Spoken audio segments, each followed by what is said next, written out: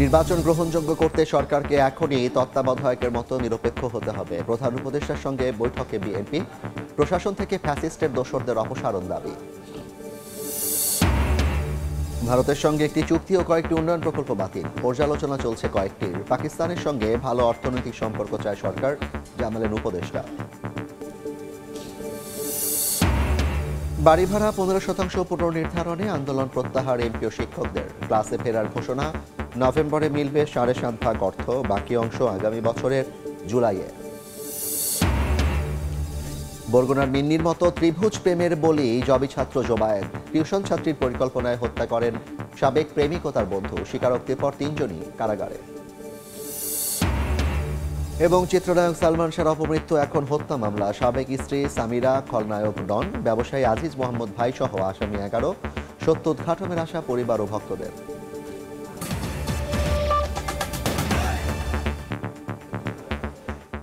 জনপদের সময়ের সঙ্গে আছি আমি জাফর সাদিক। ফেব্রুয়ারির নির্বাচন গ্রহণযোগ্য করতে সরকারকে এখনই তত্ত্বাবধায়কের মতো নিরপেক্ষ হতে হবে। সন্ধ্যায় প্রধান উপদেষ্টার সঙ্গে বৈঠকে এ দাবি জানিয়েছেন দলটির শীর্ষ নেতারা। সন্ধ্যায় প্রধান উপদেষ্টা ডক্টর মোহাম্মদ ইউনূসের সঙ্গে ঘণ্টাব্যাপী বৈঠক শেষে গণমাধ্যমে কথা বলেন বিএনপি মহাসচিব মির্জা ফখরুল ইসলাম আলমগীর। তিনি জানান, অন্তর্বর্তী সরকারের মধ্যে দলীয় কেউ থাকলে তাদের এখনই অপসারণের দাবি জানিয়েছে বিএনপি। বলেন, নির্বাচনের সময় সরকার, প্রশাসন, বিচার বিভাগ ও আইনশৃঙ্খলা বাহিনীর নিরপেক্ষতার জন্য তাদের মধ্যে ফ্যাসিস্টের দোসর যারা আছে তাদের সরাতে হবে। এর আগে সন্ধ্যা 6টায় প্রধান উপদেষ্টার সঙ্গে বৈঠক করতে তার বাসভবন যমুনায় আসেন বিএনপির 3 সদস্যের প্রতিনিধি দল। বিএনপি মহাসচিব মির্জা ফখরুল ইসলাম আলমগীরের নেতৃত্বে দলটির স্থায়ী কমিটির সদস্য আমির খসরু ও সালাউদ্দিন আহমেদ বৈঠকে অংশ নেন। 2026 ফেব্রুয়ারি মাসে যে জাতীয় সংসদ নির্বাচন অনুষ্ঠিত হবে, সেই জাতীয় সংসদ অনুষ্ঠানকে অর্থবহ, নিরপেক্ষ, সকলের কাছে গ্রহণযোগ্য করে তোলার জন্য এই মুহূর্ত থেকে যেটা প্রয়োজন হচ্ছে অন্তর্বর্তীকালীন সরকারকে এখন কেয়ারটেকার গভর্নমেন্টের আদলে নিতে হবে। প্রশাসনকে পুরোপুরিভাবে নিরপেক্ষ একটা ধারণা জনগণের মধ্যে তৈরি করতে হবে। সেক্রেটারিয়েটে যারা এখনো আছেন, যাদেরকে চিহ্নিত ফ্যাসিস্ট যে দোসর বলা হয়, তাদেরকে সরিয়ে সেখানে নিরপেক্ষ কর্মকর্তা দেওয়ার জন্য আমরা বলেছি যে প্রশাসনেও, জেলা প্রশাসন বিশেষ করে, সেখানেও একইভাবে ব্যবস্থা গ্রহণ করতে হবে। আমরা বলে এসেছি যে বিচার বিভাগে, বিশেষ করে হায়ার জুডিশিয়ারিতে এখনও যে সমস্ত ফ্যাসিস্টদের দোসর আছেন তাদেরকে সরিয়ে সেখানে নিরপেক্ষ বিচারকদের দেওয়ার ব্যবস্থা করতে হবে। সরকারের মধ্যে যদি কোনো দলীয় লোক থেকে থাকেন তাকে অপসারণ করার জন্য আমরা দাবি জানিয়ে এসেছি। নভেম্বরে গণভোটের দাবি ও পিআরের নামে নির্বাচন বানচাল ষড়যন্ত্র রুখে দেওয়ার হুঁশিয়ারি দিয়েছেন বিএনপি নেতারা। ভারতে বসে ফ্যাসিস্ট দোসরদের দিয়ে দেশে বিশৃঙ্খলা তৈরির চেষ্টাও দেখছেন তারা। এদিকে গুলশানে আইআরআই প্রতিনিধি দলের সঙ্গে বৈঠক করেছেন মহাসচিব সহ দলের শীর্ষ নেতারা। মাননীয় প্রধান উপদেষ্টা জুলাই সনদ স্বাক্ষরের আগে শুরু হওয়া পিআর এবং গণভোট নিয়ে রাজনৈতিক অঙ্গনে এখনও থামেনি আলোচনা। সনদ স্বাক্ষরের পরও নিজ নিজ অবস্থান তুলে ধরছে রাজনৈতিক দলগুলো। মঙ্গলবার দুপুরে নয়াপল্টনে সমসাময়িক ইস্যুতে সংবাদ সম্মেলনে বিএনপির সিনিয়র যুগ্ম মহাসচিব রুহুল কবির রিজভী বলেন, গণভোটের বিষয়টি আরও সুনির্দিষ্ট করা প্রয়োজন। তবে সংসদ নির্বাচন এবং গণভোট একই দিনে আয়োজনের পক্ষে মত জানান তিনি। যদি ফেব্রুয়ারির মাঝামাঝি জাতীয় নির্বাচন হয় তো এটা তো বিরাট প্রস্তুতি। গণভোটও তো একটা বড় নির্বাচন, সারা দেশ মিলেই নির্বাচনটা হবে, গণভোটটি হবে। তাহলে এইটার প্রস্তুতি নেবে কখন, ওইটার প্রস্তুতি কখন নেবে, এর মধ্যে তো একটা সময়ের তো একটা ক্লাশ লেগে যাবে এই জায়গায়। তো এই ধরনের জেদাজেদির তো কোনো কারণ নেই। যেটা প্রাপ্য নয় সেটাও যখন চাই তখন সেটাকে আমরা বলি মামার বাড়ির আবদারের মতো একটা বিষয়। জাতীয় প্রেস ক্লাবে এক স্মরণ সভায় বিএনপি চেয়ারপারসনের উপদেষ্টা আমানুল্লাহ আমান বলেন, নির্বাচনের আগে অনৈক্য দেখা দিলে ফ্যাসিবাদীরা পুনর্বাসিত হবে। কেউ পিআর পদ্ধতির নামে নির্বাচন ভণ্ডুল করার চেষ্টা করছে, কেউ নির্বাচন বানচাল করার চেষ্টা করছে, কেউ বিভিন্নভাবে ষড়যন্ত্র করছে। প্রতিবেশী দেশে বসবাস করে আজকে ষড়যন্ত্র করছে, চক্রান্ত করছে শেখ হাসিনা। নির্বাচন কেউ রুখতে পারবে না, জনগণ যারা রুখতে যাবে নির্বাচন, জনগণই তাদেরকে রুখবে। জনগণ সিদ্ধান্ত নেবে কারা আগামীতে দেশ চালাবে। এদিকে গুলশানে বিএনপি চেয়ারপারসনের কার্যালয়ে দলটির নেতাদের সঙ্গে বৈঠক করে সফররত ইন্টারন্যাশনাল রিপাবলিক ইনস্টিটিউট IRI এর প্রতিনিধি দল। মুরসালিন হক জুনায়েদ, সময় সংবাদ, ঢাকা। নির্বাচনে AI অপব্যবহার ও অপতথ্য ঠেকাতে সেন্ট্রাল সেল গঠন করার সিদ্ধান্ত নিয়েছে নির্বাচন কমিশন। সকালে নির্বাচনী প্রশিক্ষণ ইনস্টিটিউটে বিভিন্ন প্রতিষ্ঠানের প্রতিনিধিদের নিয়ে সেমিনারে CEC আরও জানান, নজরদারির আওতায় আসবে দুর্গম এলাকাও। ভোটের সময় কৃত্রিম বুদ্ধিমত্তা বা AI এর অপব্যবহার নিয়ে দুশ্চিন্তায় ইসি। মঙ্গলবার নির্বাচনী প্রশিক্ষণ ইনস্টিটিউটে AI এর অপব্যবহার রোধে কর্মপরিকল্পনা প্রণয়নে এক কর্মশালার আয়োজন করা হয়। এতে বিভিন্ন সংস্থার প্রতিনিধিরা অংশ নেন। অত্যন্ত রিসোর্সফুল হবে আমি বিশ্বাস করি। কর্মশালায় প্রধান নির্বাচন কমিশনার বলেন, ভোটে AI অপব্যবহার রোধে কর্মপন্থা নির্ধারণ করে সমন্বিত সেল গঠন করা হবে। আমরা প্ল্যান করেছি যে এখানে একটা misinformation and disinformation address করার জন্য একটা সেন্ট্রাল সেল আমরা করব, কিন্তু আজকে আপনাদের ইনপুটস নিয়ে আমরা আগাতে চাই। সিসি বলেন, AI এর অপব্যবহার এখন বৈশ্বিক সমস্যা, কারিগরি বিশেষজ্ঞদের কার্যকর সুপারিশ জানাতে বলেন তিনি। I want specific suggestions from this workshop. How to address the misinformation that will come up at dead of night. So it should be a 24-hour job. So how to make sure what kind of people we have to really engage in this job. Then the kind of fact-checking mechanism, how fast we can check the facts. নির্বাচন commission মিথ্যা তথ্য ও অপতথ্য রোধে 24 ঘন্টা সচল ও কার্যকর কর্মপন্থা তৈরি করতে চায় বলেও জানান সিএসি। কাউসার চৌধুরী কুমু, সময় সংবাদ, ঢাকা। ভারতের সঙ্গে একটি চুক্তি ও কয়েকটি উন্নয়ন প্রকল্প বাতিল হয়েছে। পর্যালোচনা চলছে আরও কয়েকটির। সামাজিক যোগাযোগ মাধ্যমে আসা চুক্তির তালিকা সত্য নয় বলে দাবি করে তথ্য জানিয়েছেন পররাষ্ট্র উপদেষ্টা তৌহিদ হোসেন। বলেন, পাকিস্তানের সঙ্গে ভালো অর্থনৈতিক সম্পর্ক চায় সরকার। আওয়ামী লীগ নিষিদ্ধ সহ মানবাধিকার সংস্থার সব দাবি মানা সম্ভব নয় বলেও জানান উপদেষ্টা। গত রোববার ফেসবুকে এক পোস্টে যুব ও ক্রীড়া উপদেষ্টা আসিফ মাহমুদ দাবি করেন, আওয়ামী লীগ সরকারের আমলে ভারতের সঙ্গে হওয়া 10টি চুক্তি বাতিল হয়েছে, বাকিগুলো বিবেচনাধীন রয়েছে। আসিফের এমন দাবির বিষয়ে মঙ্গলবার পররাষ্ট্র উপদেষ্টাকে প্রশ্ন করেন গণমাধ্যম কর্মীরা। তৌহিদ হোসেন জানান, শুধুমাত্র একটি চুক্তি ছাড়া সামাজিক যোগাযোগ মাধ্যমে চুক্তির যে তালিকা এসেছে তা সঠিক নয়। দেশটির প্রতিরক্ষা সরঞ্জাম তৈরির কোম্পানি GRSEর সঙ্গে চুক্তিটি বাতিল হয়েছে, আর জ্বালানি কোম্পানি আদানির কাছ থেকে বিদ্যুৎ আমদানি চুক্তি পুনর্বিবেচনায় রয়েছে। আমি কোনো কমেন্ট করতে চাই না, হয়তো এটা উনি না করলেও পারতেন। এখন যে তালিকাটা এসেছে ওখানে, এটা সঠিক না। এর অধিকাংশ এক্সিস্ট করে না আদৌ। একটি মাত্র চুক্তি গার্ডেন রিচের সাথে, গার্ডেন শিপইয়ার্ডের সাথে যে চুক্তিটা, ওটা বাতিল করা হয়েছে, এটুকু আমি জানি। এটা তো অনেক পুরনো, অনেকদিন আগেই করা হয়েছে। বাকিগুলোর কয়েকটি আছে যে বিভিন্ন পর্যায়ে আছে এবং ঠিক ওই নামে নেই, অন্যরকম ডেসক্রিপশনের কিছু আছে।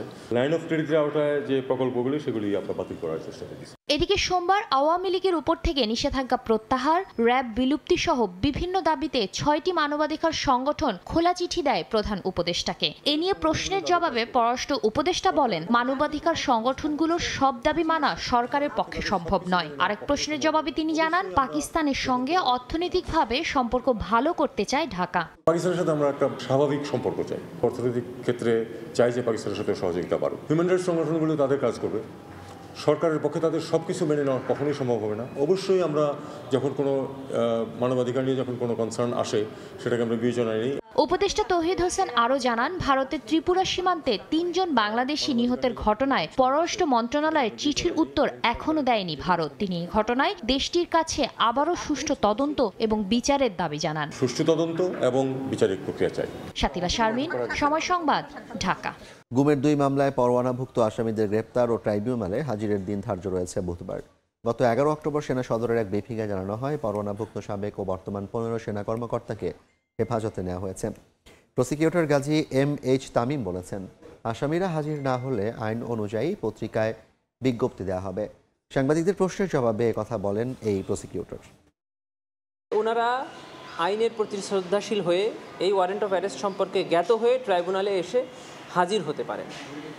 অথবা আইন শৃঙ্খলা বাহিনী তাদেরকে গ্রেফতার করে ট্রাইব্যুনালে নিয়ে আসতে পারে। যদি ওনারা হাজির না হন অথবা ওনাদেরকে হাজির করা না হয়, তবে এই আইন অনুযায়ী তাদেরকে ট্রাইব্যুনালে উপস্থিত হওয়ার জন্য দুটি জাতীয় পত্রিকা, একটি বাংলা এবং একটি ইংরেজি, এই দুটি জাতীয় পত্রিকায় বিজ্ঞপ্তি প্রদান করে দেওয়া হবে এবং একটি তারিখ নির্ধারণ করা হবে যে আগামী অমুক তারিখের মধ্যে ওনারা যেন ট্রাইব্যুনালে হাজির হয় এই মামলা সম্পর্কে জানার জন্য বা মামলায় অ্যাপেয়ার করার জন্য। 15% বাড়ি ভাড়া পাবেন এমপি ও শিক্ষক কর্মচারীরা। 1 নভেম্বর থেকে পাবেন 7.5%। বাকি 7.5% মিলবে আগামী জুলাই থেকে। আন্দোলনের 10ম দিনে এ ঘোষণা দেন শিক্ষা উপদেষ্টা চৌধুরী রফিকুল আবরার। এরপর আন্দোলন প্রত্যাহারের ঘোষণা দেন শিক্ষক প্রতিনিধিরা। 20% বাড়ি ভাড়া সহ ভাতা বাড়ানোর দাবিতে টানা 10 দিন ধরে আন্দোলন এমপিওভুক্ত শিক্ষক কর্মচারীদের। শিক্ষা উপদেষ্টার সঙ্গে কয়েক দফা বৈঠক করেন শিক্ষক প্রতিনিধিরা। সরকার প্রথমে 5% বাড়ি ভাড়া বাড়ানোর সিদ্ধান্ত জানালে তা প্রত্যাখ্যান করে আন্দোলন চালিয়ে যান তারা। মঙ্গলবার আন্দোলনের 10ম দিনে শিক্ষা উপদেষ্টার সঙ্গে ফের বৈঠকে বসেন শিক্ষক কর্মচারীরা। আলোচনার পর 2 দফায় মূল বেতনের 15% বাড়ি ভাড়া দেওয়ার সিদ্ধান্তের কথা জানান উপদেষ্টা। অর্থ মন্ত্রণালয়ের ছাড় অতীতে যেটা পরবর্তীকালে তারা যেটা দিলেন 5%, এবং সেটাই আমাদের পক্ষে এই বাজেটে সম্ভব, সেটাই আমরা বলেছিলাম। এবং সেই প্রেক্ষিতেই আজকে এই ঘোষণা যেটা হলো যে 5% থেকে 7% এই বছর, এবং আগামী বছর এটা পুরোটা উন্নীত হয়ে 15% সেটা হবে। এই সিদ্ধান্তকে যুগান্তকারী আখ্যা দিয়ে আন্দোলন প্রত্যাহার করে ক্লাসে ফেরার ঘোষণা দেন শিক্ষকদের প্রতিনিধি। বাংলাদেশের ইতিহাসে, বিশেষ করে এমপিভুক্ত শিক্ষকদের ইতিহাসে এটা একটা মাইল ফলক হয়ে থাকবে বলে আমরা বিশ্বাস করি। আশা করি এটা ইমপ্লিমেন্ট খুব দ্রুত হবে। আমরা এখানে ঘোষণা দিচ্ছি যে আমরা আগামীকালকে থেকে আমাদের শ্রেণীকক্ষে ফিরে যাবো ইনশাল্লাহ। নির্বাচিত সরকার আসলে শিক্ষা ও শিক্ষকদের জীবনমান উন্নয়নে কাজ করবে বলে আশা প্রকাশ করেন উপদেষ্টা ও আন্দোলনকারী শিক্ষকরা। প্রসূন আশিস, সময় সংবাদ, ঢাকা।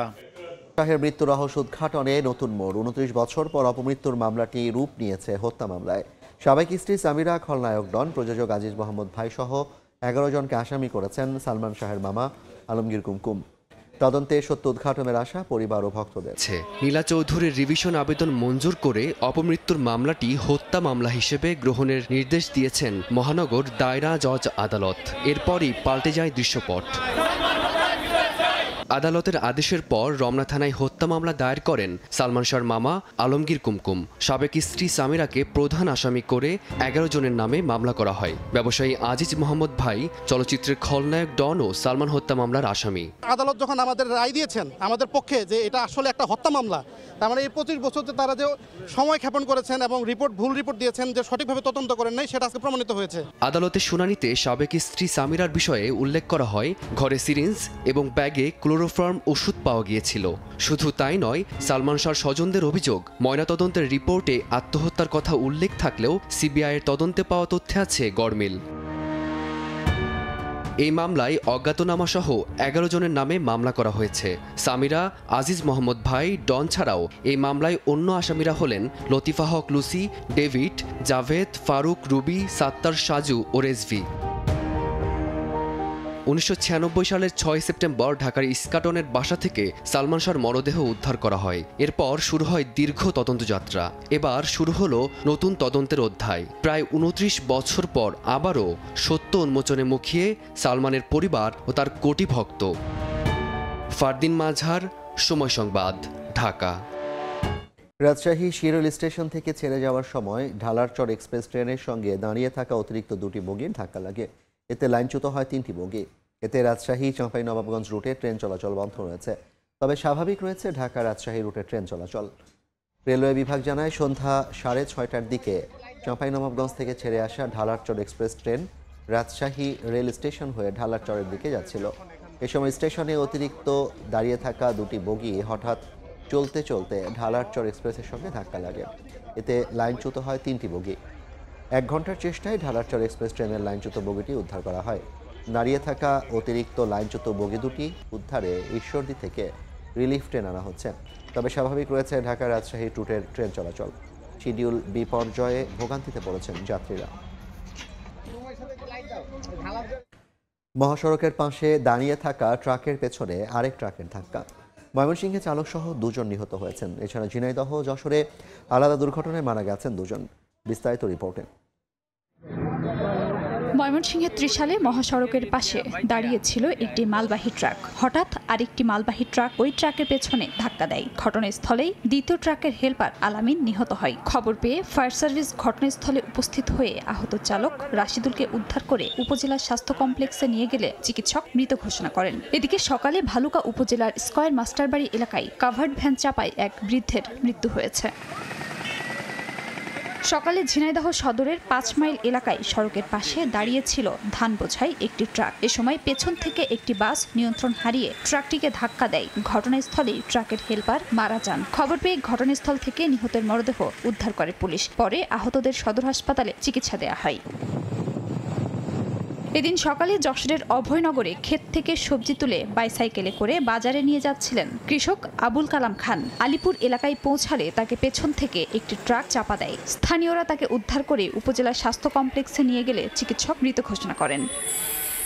খাদিজা স্বপ্না, সময় সংবাদ। গাজীপুরে ছিনতাইকারী সন্দেহে গণপিটুনিতে যুবক নিহত হয়েছেন। খুলনায় পারিবারিক কলহের জেরে এক নারীকে গলা কেটে হত্যা করা হয়েছে। এদিকে শেরপুরে পূর্ব বিরোধের জেরে প্রতিপক্ষের হামলায় এক নারী নিহত হয়েছেন। আহত হয়েছেন আরও 5 জন। অন্যদিকে রাজশাহীতে জমি নিয়ে বিরোধের জেরে দুপক্ষের সংঘর্ষে একজন নিহত হয়েছেন। টঙ্গীর স্টেশন রোড এলাকায় বাসে যাত্রীদের কাছ থেকে মোবাইল ছিনিয়ে নেওয়ার চেষ্টা করে 2 যুবক। এ সময় স্থানীয়রা 2 জনকেই ধরে ফেলে, তবে কৌশলে একজন পালিয়ে যায়। পরে ধরা পড়া যুবককে স্থানীয়রা রশি দিয়ে হাত পা বেঁধে গণপিটুনি দেয়। মঙ্গলবার দুপুরে ঘটনাস্থলেই তার মৃত্যু হয়। সম্পর্কের টানাপোড়েনের জেরে খুলনার ফুলতলায় আসিয়া বেগম নামে গৃহবধূকে গলা কেটে হত্যা করা হয়েছে। অভিযুক্ত ব্যক্তিকে ওই বাড়ির ছাদের একটি ট্যাঙ্কির ভেতর থেকে আটক করা হয়। হত্যা রহস্য অনুসন্ধানে তদন্ত চলছে বলে জানায় পুলিশ। শেরপুরের ঝিনাইগাতিতে পূর্ব বিরোধের জেরে 2 পক্ষের সংঘর্ষে মরিসফুল বেগম নামে এক নারী নিহত হয়েছেন। পুলিশ জানায় 4 মাস আগে ক্যারাম বোর্ড খেলা নিয়ে হাশেম আলী ছেলের সঙ্গে কালামের ছেলের মারামারি হয়। এ নিয়ে 2 পক্ষে আবার সংঘর্ষে জড়িয়ে পড়লে হতাহতের ঘটনা ঘটে। এদিকে নারায়ণগঞ্জে শীতলক্ষা নদী থেকে অজ্ঞাত যুবকের ও নেত্রকোনার আটপাড়ার পুকুর থেকে চা দোকানদারের মরদেহ উদ্ধার করা হয়েছে। এছাড়া বরগুনার পুলিশ সুপারের কার্যালয়ের সামনে থেকে সীমান্ত দাস নামে এক যুবকের ঝুলন্ত মরদেহ উদ্ধার করা হয়। রাজশাহীর চারঘাটে জমি সংক্রান্ত বিরোধকে কেন্দ্র করে 2 পক্ষের সংঘর্ষে একজন নিহত হয়েছেন। আহত হয়েছেন অন্তত 5 জন। তাদের উদ্ধার করে রাজশাহী মেডিকেল কলেজ হাসপাতালে ভর্তি করা হয়। মিরুন আহমেদ, সময় সংবাদ।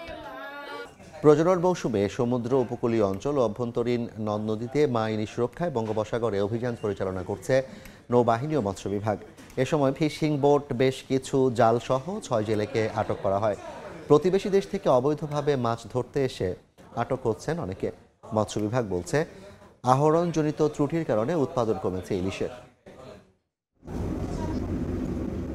মা ইলিশ রক্ষায় 4 অক্টোবর থেকে শুরু হয়েছে সাগর নদীতে মাছ ধরায় নিষেধাজ্ঞা। এজন্য চালানো হচ্ছে নজরদারিও। এরপরও কোথাও কোথাও মাছ ধরার খবর আসছে। মা ইলিশ সংরক্ষণে বঙ্গোপসাগরে বিশেষ অভিযান শুরু করেছে নৌবাহিনী ও মৎস্য বিভাগ। মঙ্গলবার চট্টগ্রামের পতেঙ্গার 15 নম্বর ঘাট থেকে 40 নটিক্যাল মাইল দূরে বঙ্গোপসাগরে অভিযান পরিচালনা করে নৌবাহিনী ও মৎস্য বিভাগ। এতে অংশ নেয় বানৌজা, শৈবাল ও শাপলা। এ সময় নিষেধাজ্ঞা অমান্য করে মাছ ধরায় জব্দ করা হয় নৌকাসহ বেশ কিছু জাল। আটক করা হয় 6 জেলেকে। মৎস্য বিভাগ বলছে নদীতে ডুবোচর, সাগরের তাপমাত্রার তারতম্য, চলাচলের পথ পরিবর্তন সহ প্রাকৃতিক নানা কারণে কমছে ইলিশ উৎপাদন। গত 3 বছরে ইলিশের উৎপাদন আহরণ অনেক হ্রাস পেয়েছে নানা কারণে। তো এটা সরকারের একটা উদ্যোগ এবং আমরা মনে করি যে সবাই এটার সাথে যুক্ত আছে। এদিকে পার্শ্ববর্তী দেশ থেকে অবৈধভাবে কেউ মাছ ধরতে এলে তাদের আটক করা হচ্ছে বলে জানানো হয়েছে। পার্শ্ববর্তী দেশ থেকে আমাদের দেশে আসে তাদেরকে অনেকে কিন্তু আটক করা হচ্ছে। আটক করে তাদেরকে আমাদের আইনের আওতায় আনা হচ্ছে। চলতি নিষেধাজ্ঞা মৌসুমে এখন পর্যন্ত চট্টগ্রাম, কক্সবাজার ও চাঁদপুর এলাকায় প্রায় 9.5 কোটি টাকা মূল্যে 23 লাখ মিটার অবৈধ জাল ও প্রায় 1500 মণ ইলিশ সহ অন্যান্য মাছ এবং 26টি নৌকা জব্দ করেছে নৌবাহিনী। আটক করা হয় 405 জন জেলেকে। পার্থপ্রতিম বিশ্বাস, সময় সংবাদ, চট্টগ্রাম। জনপদে সময়ের শীর্ষ সংবাদগুলো জানিয়ে দিচ্ছে আরেকবার। নির্বাচন গ্রহণযোগ্য করতে সরকারকে এখনই তত্ত্বাবধায়কের মতো নিরপেক্ষ হতে হবে। প্রধান উপদেষ্টার সঙ্গে বৈঠকে বিএনপি। প্রশাসন থেকে ফ্যাসিস্টদের দোসরদের অপসারণ দাবি। ভারতের সঙ্গে একটি চুক্তি ও কয়েকটি উন্নয়ন প্রকল্প বাতিল, পর্যালোচনা চলছে কয়েকটি। পাকিস্তানের সঙ্গে ভালো অর্থনৈতিক সম্পর্ক চায় সরকার, জানালেন উপদেষ্টা। এবং বাড়ি ভাড়া 15% পুনর্নির্ধারণে আন্দোলন প্রত্যাহার এমপি ও শিক্ষকদের। ক্লাসে ফেরার ঘোষণা, নভেম্বরে মিলবে 7.5 অর্থ, বাকি অংশ আগামী বছরের জুলাইয়ে।